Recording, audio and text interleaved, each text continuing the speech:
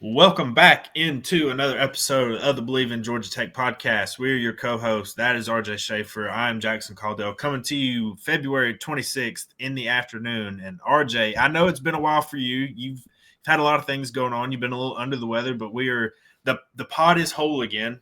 I did a solo pod the last time we talked to you guys. How are you doing, first of all? Feeling good. It's about 30 degrees here in Michigan, 70 degrees in Georgia, so a little jealous fighting off sickness, but we got Georgia Tech to talk about. Yeah, like that's the thing. The weather, you're cold up there. I was the reason we didn't have an episode last week was I was on vacation in Florida, and it was super warm down there. And then I come back up here to Georgia and Atlanta, and it's chilly. And it was like man, I should have stayed there next week. But it's warming back up now. Weather's good. Spring football is right around the corner. That's our main topic today, giving you a full spring football preview. Before we dive into anything else, the usual stuff. Watch this on YouTube. Would love it if you would subscribe to the channel if you hadn't already. Like the video. Hit that notification bell so you know when our new content goes live. Following us on podcasts wherever you are. Would love it if you'd leave a review.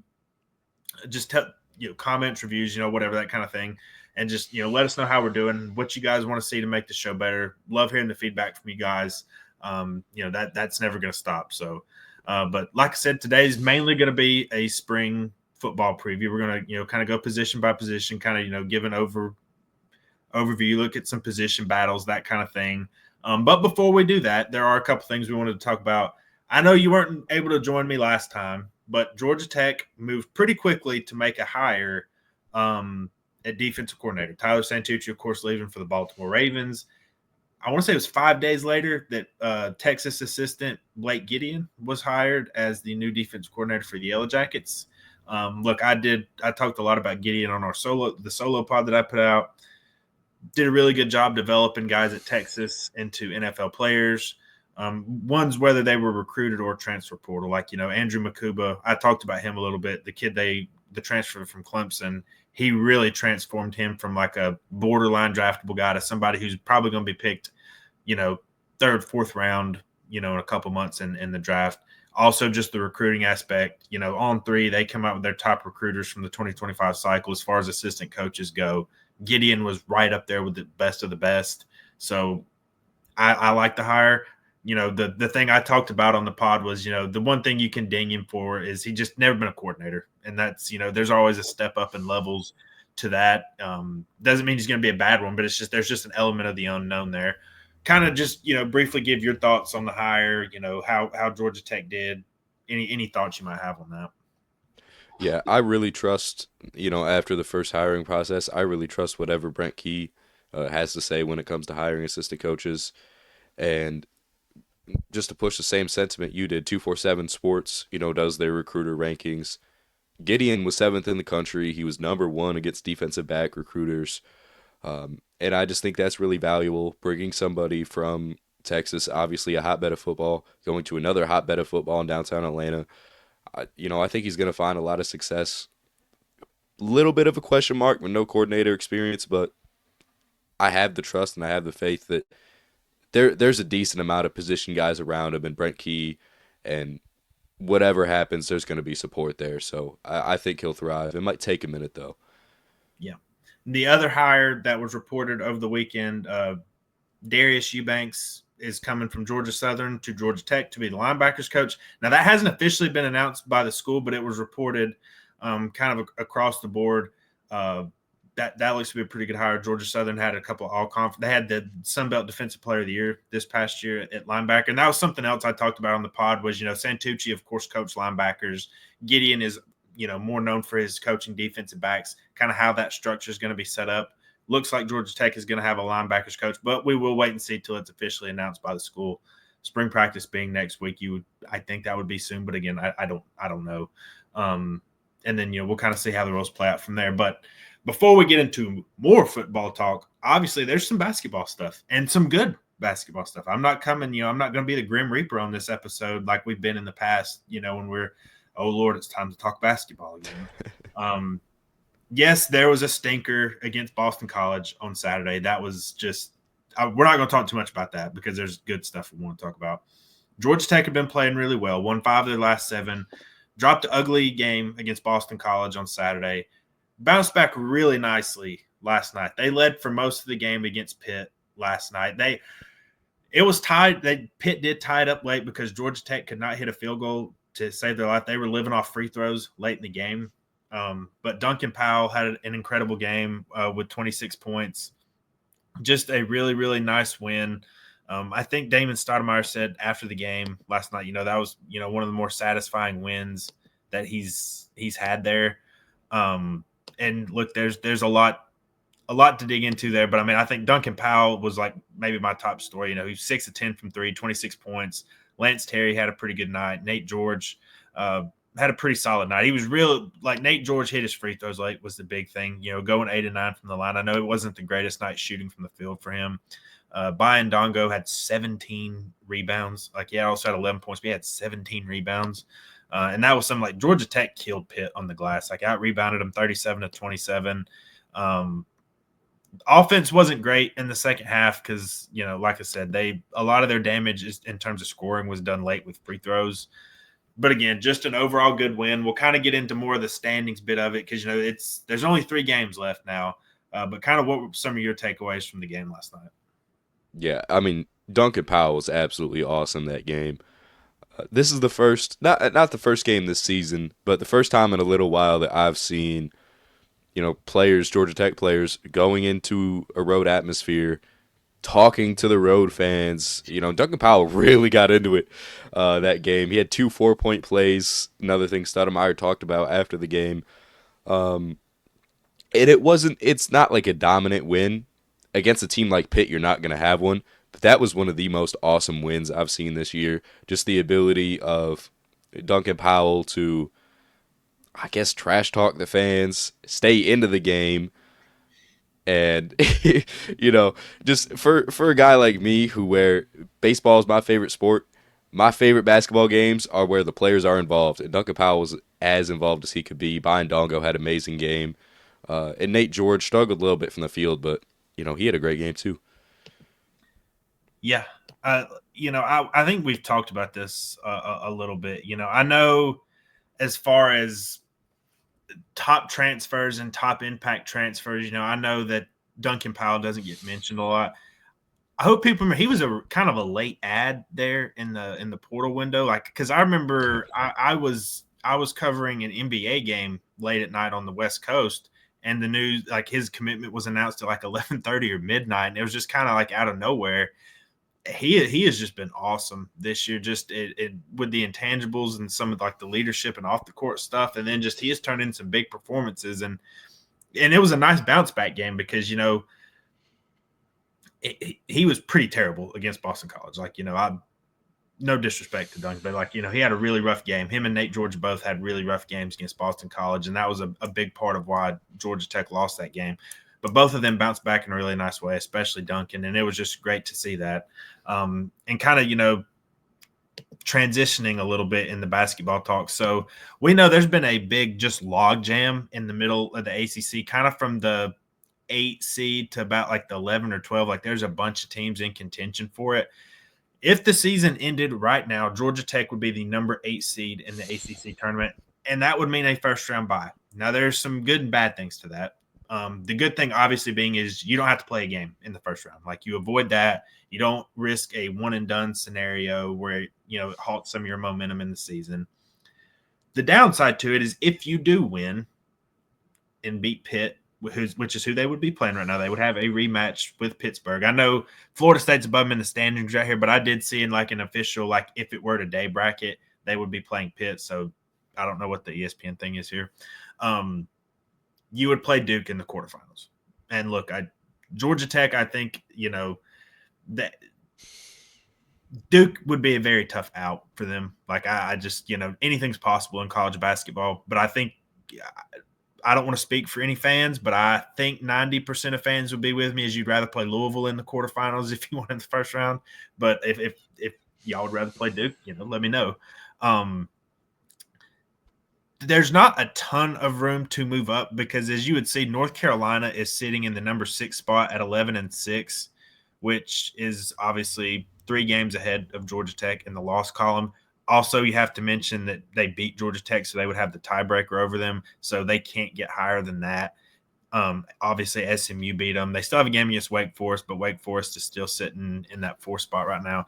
Now, the spot where they need to get, in my opinion, is Stanford. Like they need to, and Georgia Tech beat Stanford, and they've only played once this year, so they get the tiebreaker because remember they came to Atlanta, Georgia Tech beat them.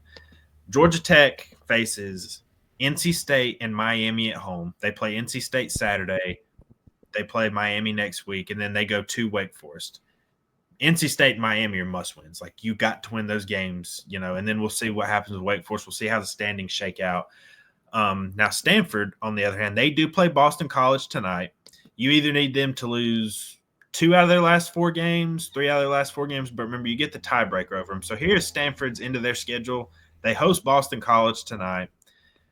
Boston College is pretty bad. I know they beat Virginia Tech and Georgia Tech, but for them to have to go all the way out to the West Coast to play a late night game, that's going to be tough for Boston College. But then they play SMU at home and then 2 road games against Notre Dame and Louisville. So there is a chance that Stanford could falter late in the year. And if you're Georgia Tech, you want to get up to that 7 seed, not only to avoid Duke in the quarterfinal round, you would face a lesser opponent than Pitt. I know Pitt has been kind of bad on the back half of the schedule. They were picked to finish near the top of the ACC, and they have talent. Like they have pretty good talent. Like, they've been on the bubble for most of the year, and like I said, I know they've had kind of a bad month and a half or so. But if you're Georgia Tech, I think you would rather play the winner of that 10-15 game, which right now would be Virginia Tech and Cal, than Pitt. Not to mention playing either Louisville or Clemson, which would be Louisville owns a tiebreaker over Clemson because they beat them. And then playing them in the quarterfinals. Just kind of what are your thoughts on the standings, kind of, how things can shake out and just, how the rest of the season is going to play out? Yeah, I think making that 7 seed is really important because avoiding Duke is probably Georgia Tech's #1 priority right now. And I think when we looked at Stanford's schedule briefly, they're playing a couple of teams who are going to have to fight towards the end of the season. The one part that worries me a little bit is they play Louisville in their last game. And by the end of the season, Louisville might be, a lock for the tournament. They might be skating by, just want to stay healthy heading into the ACC tournament. So that one worries me a little. But the game SMU travels to Stanford. I think that's a big opportunity for Georgia Tech to pick up some ground on Stanford. SMU, obviously a bubble team closer to the out section, so they need some wins. And I think, honestly, I would much rather play Louisville, Clemson. I don't think it's possible to play Wake Forest the way it's, stretching out right now. But again, the ACC tournament's a little weird because when you look at the 12 seed, they get to play SMU, Wake Forest as it shakes out right now. But I think Georgia Tech's going to take all they got. They're going to take the bye. Obviously we saw how not having a bye last year affected that team, losing to Notre Dame for the 3rd time. And I think they had the potential to do a lot. I like their chances a lot more if they're on the other side of the bracket. They get to play Louisville and then play Duke in the championship game. Again, obviously that's a big run to be made, but we saw NC State do it last year, and I did not think that was going to happen. No, I don't think NC State thought that was going to happen like that. But yeah, I would agree with that. And I think one layer of this is I know I've seen some have the sentiment of hey, maybe it's better to even be the 10th seed. Yeah, you got to play a game, but you would get to play. You would avoid the Duke side of the bracket. You would face a semi-easy first-round matchup playing the number 15 team. And I'll push back on that a little bit because, look, as well as Georgia Tech has played down the stretch, let's not also forget, they have dropped some stinkers this year. They lost to Boston College just 4 days ago. They lost to Syracuse earlier this year. They lost to Notre Dame once this year. They have dropped some games. And I think the main part, honestly, is not even just playing it's playing the extra game, but it's, Georgia Tech is still only 6 or 7 deep. You're still missing McCollum. You're still missing Luke O'Brien. You're still missing Reeves. If you don't get the first round bye, you're talking about having to play multiple. You're playing a game every day. This isn't a game and we're 4 days rest. It's game. It's you're playing consecutive days, and that can just add up. I think just avoiding that first round matchup for that reason would be huge. But we'll see how the rest of it plays out. Like that's the thing. Let's just let it play out. We'll see where they are at the end of this. But I think trying to hopefully, NC State and Miami are must wins because like Wake Forest is a pretty solid team. Like beating them on the road will be tough. It's not impossible by any means. I'm not saying that Georgia Tech can beat Wake Forest. But that'll be a pretty tough game on the road because Wake Forest is kind of fighting for their life right now. Like they're trying to get in the NCAA tournament. I think when I saw Joe Lenardi's latest bracketology at ESPN, they were the last team in. And just on your Louisville point there, I think they're pretty much a lock, but Lenardi also had them as a 7 seed. So I think it's kind of just like a move up. Like I don't envision them taking any, like trying to avoid anything that last week. So, but we'll see. This is all, we're closing in on conference tournament time. Georgia Tech has a chance to finish pretty strong here. So let's see if they do that. All right. Time to transition over into football. Obviously there hasn't been just a ton to talk about as far as football goes. Since the season ended, you had obviously some transfer portal stuff here and there. Blake Gideon being hired and some coaching staff movement. But now next week, March 4th, is when Georgia Tech is supposed to start spring practice. Spring game will be in April. One thing that'll be interesting, and a lot of programs around the country are canceling spring games. It's not something Georgia Tech has really expressed any interest at all. So that'll be cool for the fans.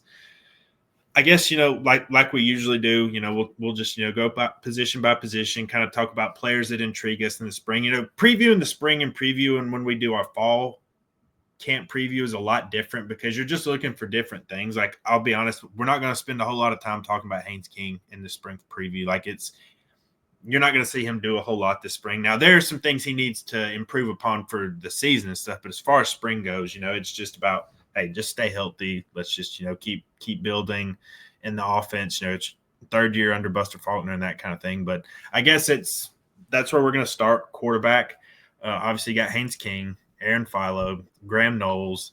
Grady Adamson is not an early enrollee, so he will not be in the spring. He's not listed on the roster. He will be added later, so you don't really have that intrigue of seeing him.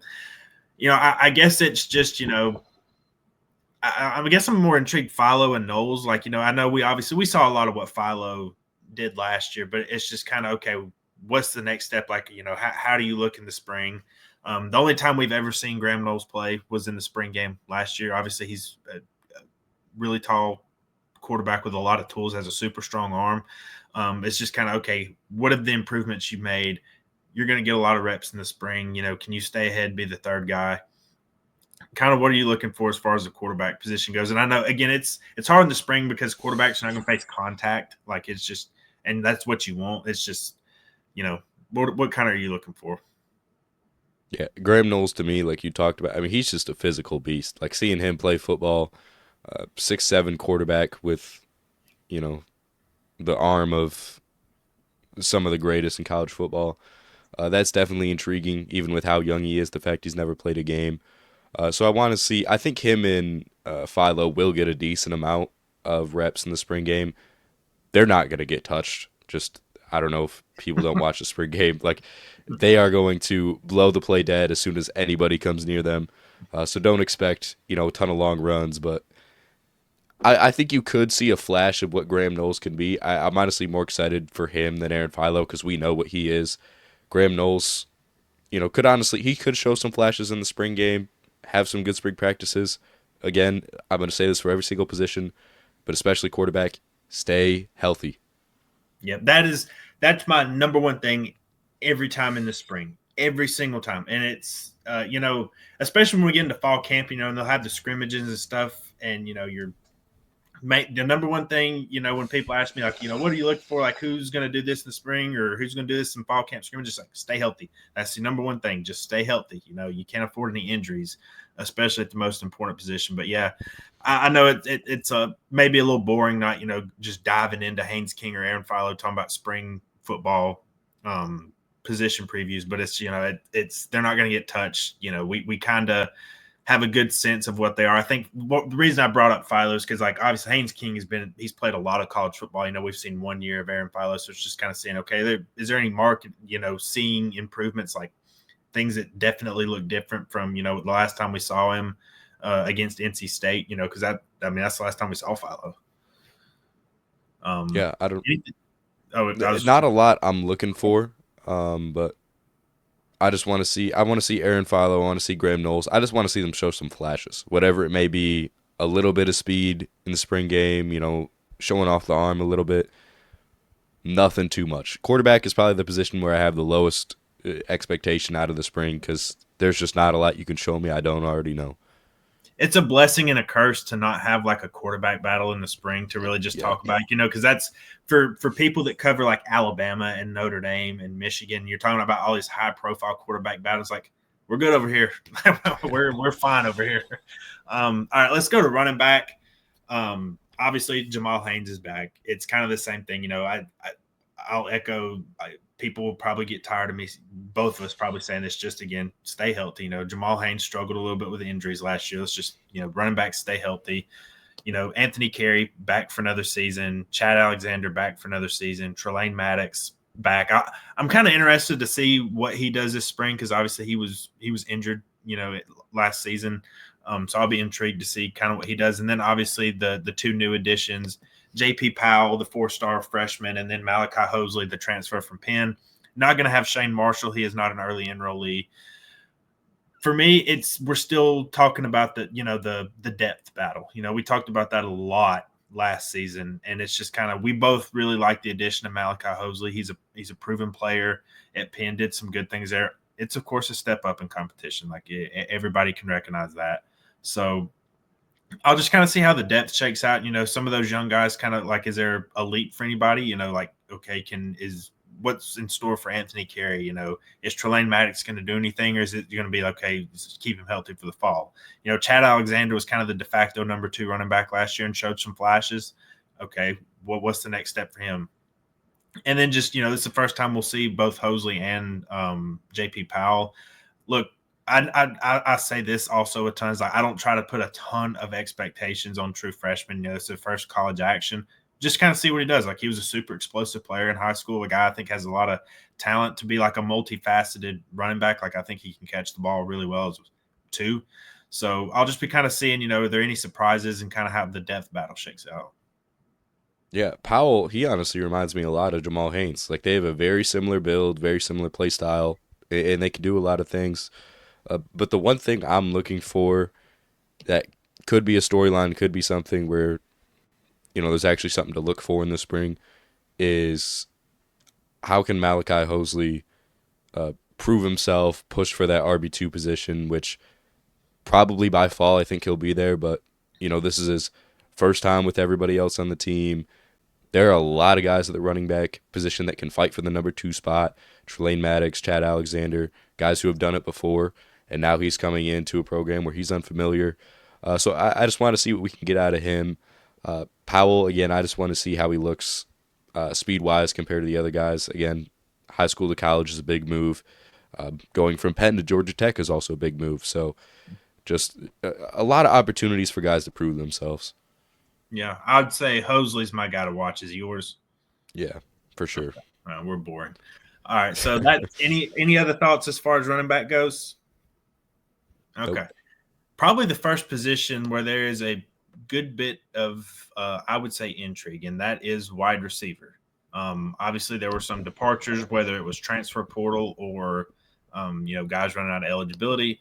Malik Rutherford is back. Isaiah Canyon, Zion Taylor, Bailey Stockton also back. You have Trey Horn as a redshirt freshman now.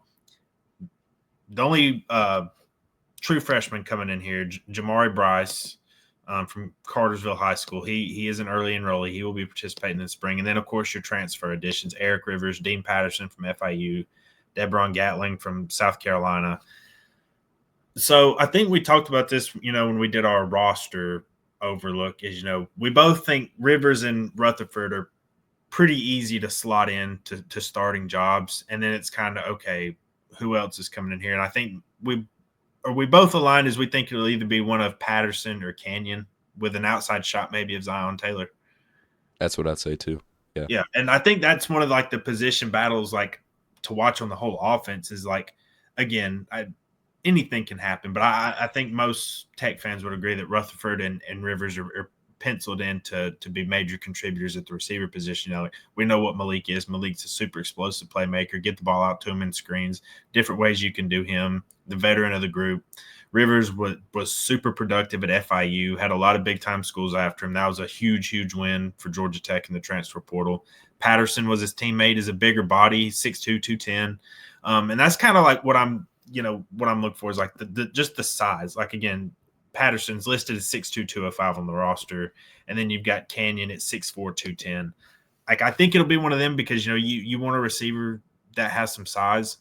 That to me is maybe the position battle to watch on offense. We'll get to the offensive line in a little bit, but there's just a lot of stuff to look at as far as the receiver goes. And then just some guys that, didn't really play last year, like I was super high on Trey Horn coming out of high school. Like, okay, what can he do? Bailey Stockton obviously was the 3rd and 18 wizard. Like if it was 3rd and long, he was going to catch the ball. Last year he did that against Miami and NC State. It's super impressive. Chris Elko was the spring ball hero last year in that game. He's back. It's what I'll ask that question in a little bit, but kind of what are you looking for? Kind of who are you watching? Yeah, my number one watch. This might be a little bit surprising, maybe not. I want to see what Gatling has because again, a guy who still has 4 years of eligibility, redshirted his first year at South Carolina, and I think he still has all the tools to be, a power 4 wide receiver, and I think he can show that in the spring. Patterson, like you said, I think that's the most legitimate position battle because a lot of times in the spring, you go into a position battle, you have an idea of who's going to be the number one guy.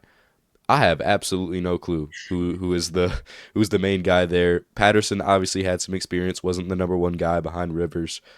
Canyon showed some flashes towards the end of the season last year, and I think you could see both of those guys, push through in the spring. Obviously, Elko had a huge catch last year in the spring. Maybe he can do that again.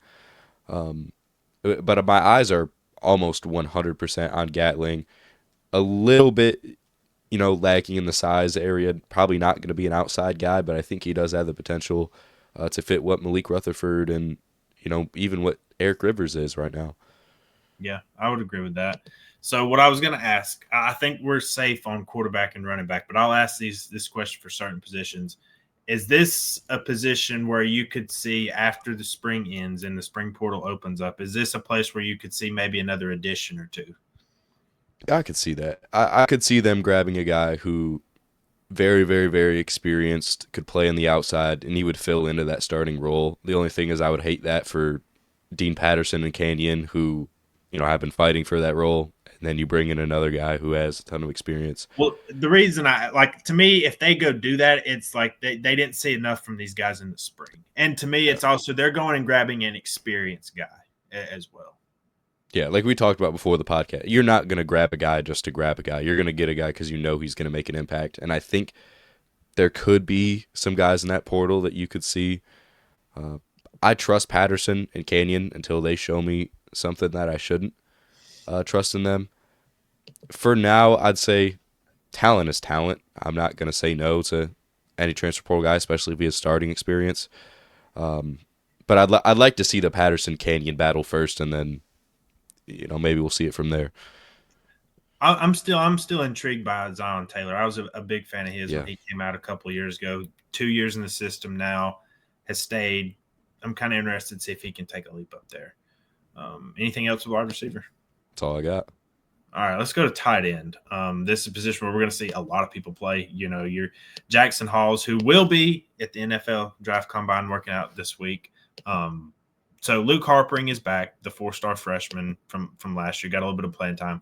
Josh Beetham is back. Brett Seither is coming back from injury. Jackson Long is another tight end who is coming back from injury. He hasn't played much in his first couple of years at Georgia Tech, but he suffered an injury last year. He's back. David Prince is a redshirt freshman now. And then, of course, a couple of transfers. J.T. Byrne from Cal, Harry Lodge from Wake Forest. I'm interested to see, how it plays out. Again, we don't know if Scyther's really going to do much in the spring. He had the injury in fall camp last year, but right before the season. So that's going to be kind of intriguing to see if he does anything. We'll it's just wait and see. I don't like guessing or say anything about injuries that I don't know about. So, but obviously Harpring's really talented. Uh, Georgia Tech uses their tight ends just in a lot of different ways. Like I say this ad nauseum. It's just different guys playing different roles. You saw it with Halls last year. You saw it with Rylan Goday. You saw it with Avery Boyd. You saw it the year before when it was Luke Benson, Dylan Leonard, and Scyther. You're going to have 3 or 4 guys play in. Multiple of them are going to be on the field. Blocking is just going to be super key, and you're losing one of the best blocking tight ends in the entire country in Jackson Hall. So just kind of seeing, I just want to see which guys fit where. Like to me, it is a position battle, and I just kind of want to see what each of these guys can bring. Obviously, we've never seen Burn or Lodge before. We saw just glimpses of Harpering before, but just kind of seeing what each guy can bring to the offense. Yeah, and that's one thing you said. It's a position battle, but it's not a position battle for who starts because who starts doesn't really matter. They're going to have 4 guys who are going to get equal amount of snaps, if not very similar, small deviation. And this is the position, I know we said this for quarterback, this is the position where I think it's the most important. You got to stay healthy. We have seen this every single year at tight end where obviously Avery Boyd made the move to tight end. He was a wide receiver before last year. And tight end is a position where you can't put yourself into a spot to where you're having guys playing tight end who haven't. Avery Boyd excelled. I don't want to bet on a wide receiver playing tight end 2 years in a row. I want to use the transfers that we got, JT Byrne, Harry Lodge. And I think if you stay healthy, there's a lot of things that can happen. I could see 6, 5 guys, being the guy that gets the nod to start. Like there's real competition everywhere at tight end, and I think that's a beautiful thing. You just have to stay healthy. Yep. I mean, my guy I'm going to be watching closely is Harpering. Like, I think he's the most talented of this bunch. Like, obviously, we said he was the highest rated member of the 2024 class. Super talented kid. Seeing, if there's a second year leap in there. Yeah, I'm going to be watching Harry Lodge and JT Byrne. Again, guys we haven't seen anything from. Saw a little bit of glimpse in some game action. Not a lot, so I wonder what we have in those guys. I appreciate you for being different. All right, so offensive line. This is obviously going to be another big talking point. Not at guard. They're very good at guard. Keelan Rutledge, first team All ACC guard, back. Joe Fusile, multi-year starter, ton of experience. He's back. I'm pretty sure Ethan McKinney is just going to slide into left tackle. He played a bunch true freshman season, split time with Corey Robinson. Jordan Brown obviously got some playing time too. He now transferred to Arizona. Corey Robinson's at Arkansas. I'm assuming you're just going to slide McKinney in there. So the 2 positions, obviously, I think to watch are center and right tackle. Weston Franklin, Jordan Williams are gone. They are both, hoping to be drafted in the 2025 draft this April. So I think Tana is the guy we're watching at center. He was a direct backup to Franklin last year. Did see some snaps as a true freshman. Now it's okay. Is he the starter? He will be the guy in the spring. I'm kind of interested to see if they move some guys around there. As far as the depth shakes out there, I think it could also be a position you look at after the spring. If you don't know if he's ready. Obviously, at right tackle, Benjamin Galloway is somebody to watch. I'm just very intrigued to see a lot of the shuffling as far as those 2 starting position goes, and then as the depth shakes out, because you had some guys transfer out, but you also have some guys coming in. We talked about the transfers and the true freshmen. You have Josh Petty, obviously, is the headliner among the newcomers in the group, whether it's transfers or freshmen. 5-star, how he shakes out, how he does in his first collegiate experience in spring, we'll see. Andrew Rosinski, the offensive tackle transfer from North Carolina, Kevin P., Xavier Canales, both true freshmen. You have Jacoby Jones from the JUCO level. And you have a lot of younger guys as well. Jordan Floyd is a redshirt freshman. Benjamin Gallo is a redshirt sophomore. I talked about him. Like, he's the guy I think will get the first crack at right tackle. He was a depth guy there last year. Jamison Riggs, redshirt freshman. Harrison Moore, obviously back. He played a lot last year and just some extra packages and stuff. And then you have Tana as well. I'm just kind of interested to see the center, right tackle, and just kind of how the depth shakes out. Yeah, center for me, we talked about, positions where You might pick up somebody in the spring portal. I think center is probably number one, offense and defense. Just because I don't know, even if Tana does show a lot in the spring, I don't know who's going to play backup at the center position. And that's not a position where you want to take the risk of having a guy that's never played there be your backup. That's a very scary position for me to only have one guy in the depth chart. So I could see them going into the portal, maybe just getting a young guy if you think Tana's the guy, getting somebody to be behind him that's played center in high school. Maybe he's redshirt freshman, something along those lines. But right tackle for me, there are three guys I think could fit there, and I'm honestly curious to see what Josh Petty can do because obviously he's an early enrollee, 5-star prospect, one of the highest rated in Georgia Tech history. We were really excited. Did a podcast when he signed. There's a lot that you have in this group, and I wonder if there's going to be some moving around. Maybe one of those tackle prospects, the a million guys that you have that can play tackle. Maybe you move one of them to guard, shift another guy over to center. I just want to see because I think there will be some movement here. I don't think everybody's going to stay at their uh, slotted position as is right now.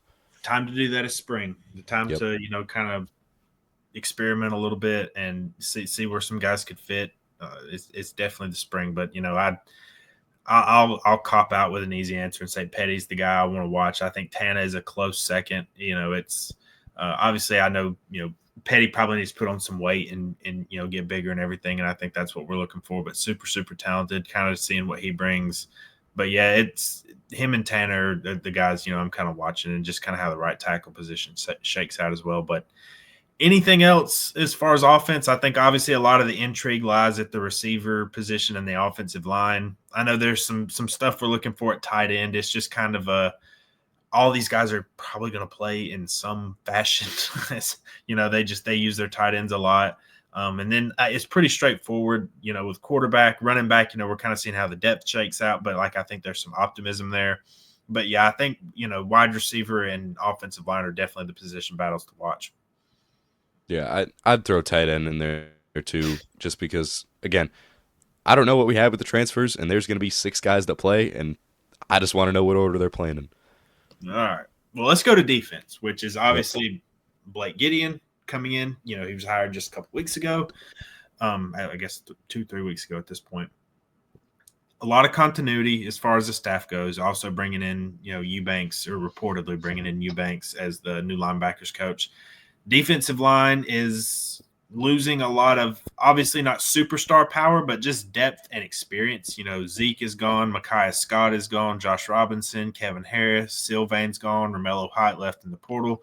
Just a lot of attrition. And, we'll go outside to in. We'll talk about the defensive ends.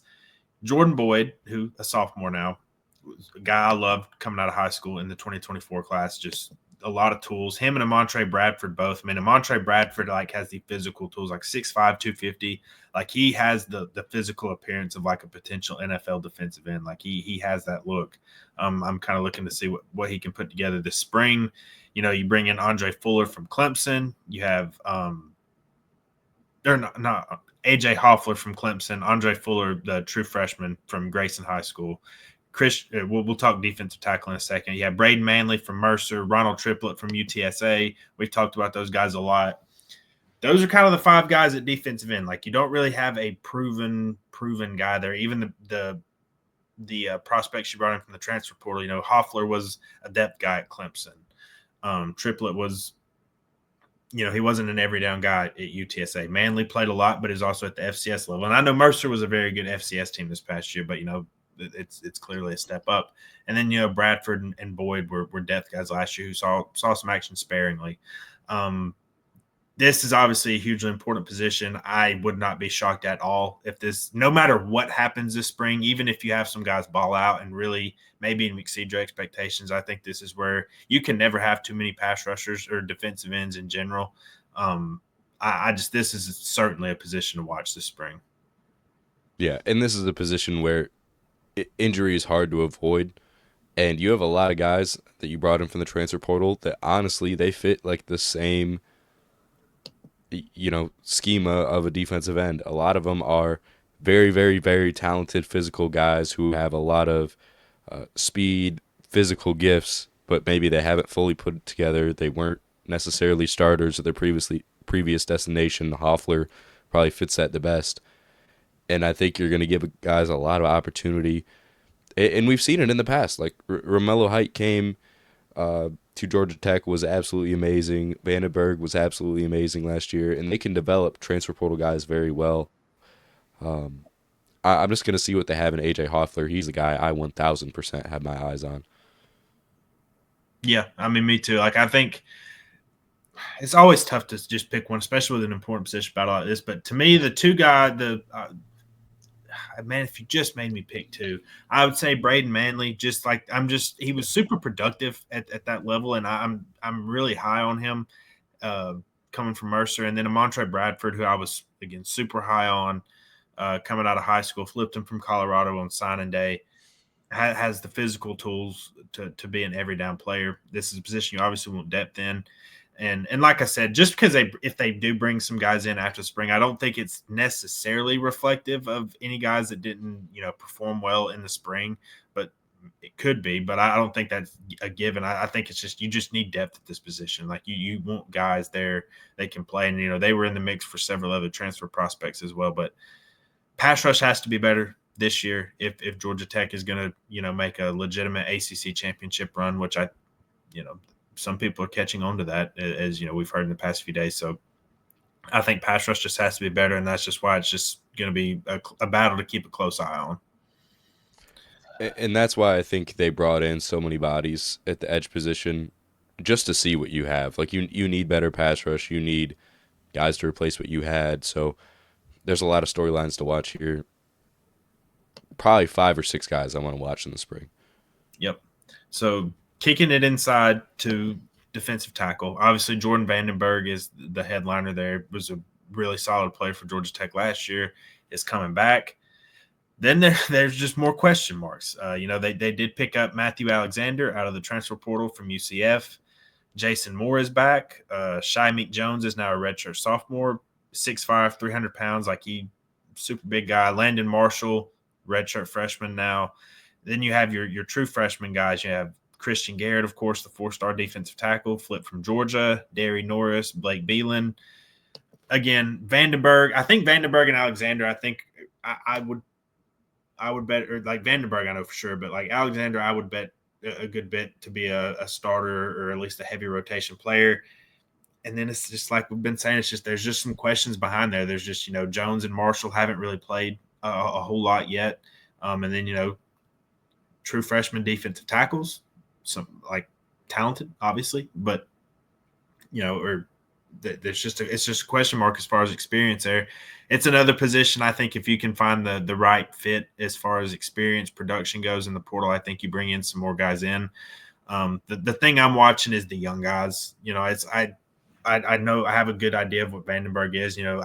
Obviously he's going to push to get to another level. Alexander, you kind of at least have a somewhat of an idea. He played a lot at UCF. It's just kind of the depth behind him. You just don't. There's just a lot of unknowns there. Yeah, and honestly, one guy I'm looking at that I think might fly under the radar at defensive line is Jason Moore. I think with the amount of guys that you have that are freshmen, redshirt sophomores, having a guy with some experience who's been in the system for over 4 years, I think he could definitely make a mark. But again, I hate to say the same thing over and over again. I just want to see how the depth shakes out. I don't know who's going to be in that rotational bit because you're going to have guys that are going to rotate in. The starters are pretty much set in stone. Besides that, I have no clue. Yeah, it's just there's just a lot of young guys. And look, Jason Moore graded out super well in PFF in only 101 snaps, though. Like that's the thing is it's like, and I know 101 snaps sounds like a lot, but when you look at the other guys playing like 300 plus, like it's still kind of a small sample size. So yeah, he's probably your top backup right now. Can the young guys, make a push for more playing time? Like they're going to have to. Like those young guys are obviously going to have to play, and we'll see kind of how effective they are. Anything else as far as defensive line goes? This to me is by far and away the position to watch on defense. Like I don't even think there's a close second. Yeah, I think you take a lot of players in the transfer portal at defensive line. If there are guys that are interested, I wouldn't be shocked if they had a couple. Yeah. Now, let's go to the position I have like zero concerns about, or I guess zero questions about, and that's linebacker, because you got six guys that, I think the depth will be pretty good and guys that'll play. Obviously, Kyle Eifert is back. EJ Lightsey is back. Jackson Hamilton, Tajay Butler are both back. And then you bring in Cayman Spalding from Tennessee Tech, and Melvin Jordan from Oregon State are also in as well. No high school guys coming in as far as linebackers go in this class. I hate to be this guy. Like, there's not a ton of intrigue for me. I think the most intrigue lies in, okay, what do these new guys bring? What do the two new transfers bring? Just because, obviously, Eford needs to stay healthy. Lightsey came on at the end of last year once he got healthy. Jackson Hamilton is a solid backup. Can Tajay Butler take another leap, in his sophomore season? He played a lot last year. Had some bright spots, obviously, but, there's going to be some true freshman struggles in there as well. But I think this position shakes out fairly well. Like, you have experience. All these guys can play. To me, it's just is there anything new that these new guys can bring? And, some of the second year leap for Tajay Butler as well. Yeah, and I wonder what the number two, what the backups are going to be at linebacker, because the four guys besides, Eford and Lightsey, Melvin Jordan, Taj Butler, Jackson Hamilton, Cayman Spalding, I think they could all fight, for a backup spot, and they're going to play if they're, the number two guy at linebacker. So there is a little bit of intrigue for me, to be honest. I think Taj Butler probably has one of those backup spots on lock. Melvin Jordan, Cayman Spalding, Jackson Hamilton, I think either of them could push for that other backup role. Yeah, and look, this is another position where Georgia Tech played quite a bit of guys, because all these guys were mentioned and played last year, obviously outside of the transfers, and then you're losing Trinelius Tatum. That's really your only loss at the position. Multiple guys are going to play. Like, this is linebackers, a position where you want to rotate guys and have guys able to play. Obviously, Kyle Eiford's a stud and is going to play a lot, but just having depth and having some guys that can come out there and get breathers is super important. But this one, I think, is just where, the depth is pretty set in stone. Like, the guys who are going to play at this position. Obviously, there's some things that got to shake out, but it's not like, where we were just talking about defensive tackle, where it's like, okay, you got Jordan Vandenberg and Matthew Alexander. Then there's just a whole lot of I don't know, because you haven't seen these guys play. We've seen even Jordan and Spalding, they've played a lot of football. Obviously, Spalding has like the competition leap we've been talking about, coming from Tennessee Tech. Melvin Jordan played a lot of football at Oregon State. So we'll see what those guys bring. But any other questions as far as linebacker goes? Nope. Okay. And I'm happy there's no more questions. I want to say that. Yeah. Happy there's nothing to worry about. Yeah. All right, so let's go to DB. We'll start at corner. Warren Burrell, obviously the big name to know that is no longer there. Ran out of eligibility. He was super underrated last year, like, as far as a cover corner. Like, he did a lot of things really well. Amari Harvey is back for his final season. Rodney Shelley is also back, and then you got some like Zachary Toby is also back. He played a good bit last year. And as a depth role. You also have, Nehemiah Chandler, Christian Pritchett, those guys. Dalen Pinson, obviously the 4-star corner guy. I know I'm super excited about, and I think you are too. Not an early enrollee, so we're not going to get to see him this spring. I think it's just we're both intrigued by the other corner spot, because there's some new guys transfers. Daquan White and Kelvin Hill. Kelvin Hill coming from UAB, White coming from Eastern Michigan. Kind of seeing where those guys fit in. But to me, it's the depth at corner, because, Shelley was also super underrated last year, I thought. Amari Harvey is a guy you kind of know what you're getting, but kind of what are you looking for at the cornerback position?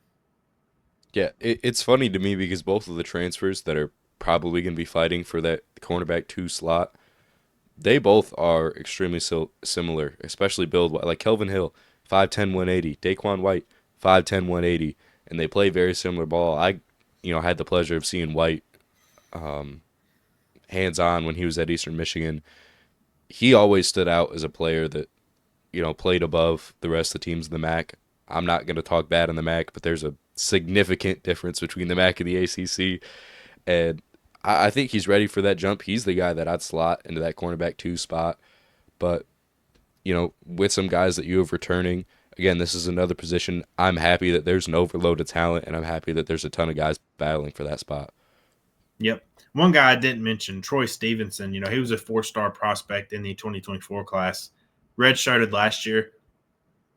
What kind of impact could he make this spring? He's a guy to watch. Side Gibbs is likely your backup nickel again. He had some ups and downs last year, but he caused some turnovers. I know in the North Carolina game, made some plays last year as well. I think he's a guy I want to highlight as far as just that jump. Is he was a super productive player coming out of Rhode Island, and it took him a little bit to kind of adjust to the ACC level. Jackson Hall's kind of was a little bit more seasoned, coming from Yale up to Georgia Tech and kind of hit the ground running. Go back and watch those highlight blocks in the Florida State game. He just from that first game on, it kind of took Side Gibbs a little bit, but like I said, he had a really good game against North Carolina. And did some things. He's going to provide depth there, just having that experience there as well. But again, Stevenson, somebody I wanted to highlight because I really liked him coming out of high school. Just that competition for the cornerback two spot. That's a pretty easy answer. I think we like the guys that are competing for that job, but it's just kind of seeing how it plays out this spring. Yeah, again, another position where I like all of the additions in the secondary in general, especially at cornerback. And I think he made the right moves. I think you added two guys that have experience, slightly lower level, not dipping all the way down to FCS like we saw 2 years ago, but guys that played some Group of 5 football and were standouts. Yep. All right. So safety, Clayton Powell-Lee is back. Obviously, Lamiles Brooks is gone. He's a multi-year starter. Then it's kind of Omar Daniels played pretty well when he was moved there later in the year. I thought that's where he was playing his best football. You have those guys there. Cedric Franklin's a guy, redshirt freshman, came out of Kell High School last year. Was a guy I really liked. He made some plays in the spring last year too, but kind of seeing what he can bring. I think the guy we're both very intrigued to watch and excited to watch is Tay Harris. We've said it a bunch like that. That's kind of the easy answer. He is one of the most talented prospects to ever sign with Georgia Tech on either side of the ball. Super, super athletic, whether it's speed, covering ground, in coverage, tackles well, just does a lot of things. He's a guy we've highlighted that can come in and absolutely play from the jump. I hate being the easy answer guy so much, but it's just Tay Harris to me is the guy to watch. And then just again, seeing how the rest of the depth checks out. DJ Moore was a guy who got injured last year. Started as a receiver. Moved to defensive back. Got hurt last year. He's had some injury things, but he's a guy I want to see out there on the field if he's able to be. But yeah, Tay Harris to me is the guy to watch as far as the safeties go. Same thing for me. 1,000%. Tay Harris is just an absolute beast. We saw him in high school. He's listed at cornerback at some places. He was probably one of the best safeties. He was ranked as one of the highest athletes, in this up-and-coming class. He's, to me, already a college-level safety. I think he's ready for the next step. Again, I don't like expecting a lot out of true freshmen. I think he has the chance to make the biggest impact out of all of them. I know everybody's mind first goes to Josh Petty, the 5-star, one of the highest-rated guys in the history of Georgia Tech recruiting. I think Tay Harris is going to be up there. I think if he stays for 4 years, he's, you're going to hear his name a lot after he graduates. I'm very excited for what they have in Tay Harris. Absolute gamer, great in pass coverage, can hit like a beast, as fast as ever. There's endless things you can say about Tay Harris. Yep. All right. So I think it's safe to say defensively up front is where you want to keep your eyes peeled. Cornerback 2 is also a spot where I think there's going to be a lot of intrigue, but I think they're pretty sound at linebacker. I think mostly the defensive backfield is fine. Obviously, like I said a million times, the cornerback 2 spot is going to be one to watch. Any special team stuff, Aiden Burr's back. Marshall Nichols is in at punter. Does Aiden Burr hit another long field goal in this year's spring game like he did last year? Man, I hope he does it in the spring game, and I hope he does it in the season, though. I want that to translate. Yeah, for sure. So that's going to wrap up our spring football preview. We gave as much in-depth analysis as we could at every position. I think just to put a bow on it, receiver, center, right tackle, defensive line, and cornerback are the ones I would keep a close eye on.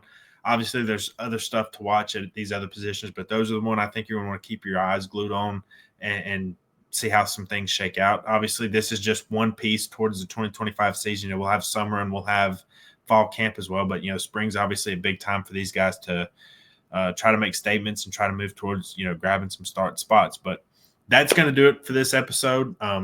We will certainly be back. There's going to be a lot to talk about as spring football rolls on. ACC tournaments getting closer. Yes, baseball is underway, and they're actually about to get started against West Georgia here in a little bit. Sports are going to roll on. We will be here to cover every single bit of it. Appreciate you guys tuning in. If you're watching this on YouTube, love it if you subscribe before you click off the channel. Hit that like button, hit that notification bell. Go follow us wherever you get your podcasts.